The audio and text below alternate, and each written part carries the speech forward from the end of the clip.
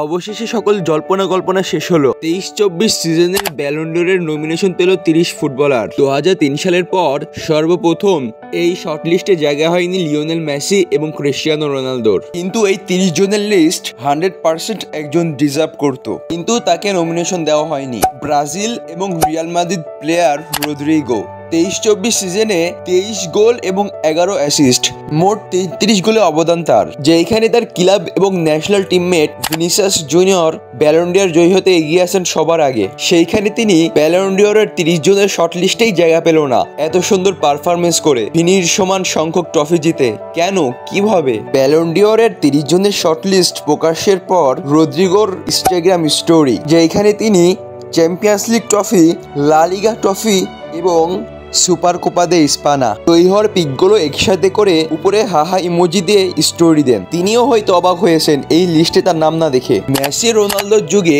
Most underrated player ছিল Neymar junior, আর Vinicius এমবাপ্পেদের যুগে most underrated player হলো রদ্রিগো, যাকে নিয়ে নেই কোনো আলোচনা, নেই কোনো হাইপ। মাঠে নামেন, অসাধারণ পারফরমেন্স করেন এবং আবার বেঞ্চে গিয়ে বসেন, যাকে বলা হয় আর কি সাইলেন্ট কিলার। রদ্রিগো তিনি তো একজন বড় ম্যাচের খেলোয়াড়। এই 23টি গোল এবং 11টি অ্যাসিস্টের মধ্যে বেশিরভাগই করে তার বড় বড় ম্যাচে।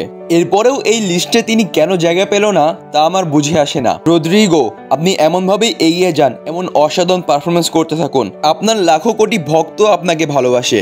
আর হ্যাঁ, ফুটবলের সকল আপডেট পেতে আমাদের সাথেই থাকুন। ধন্যবাদ।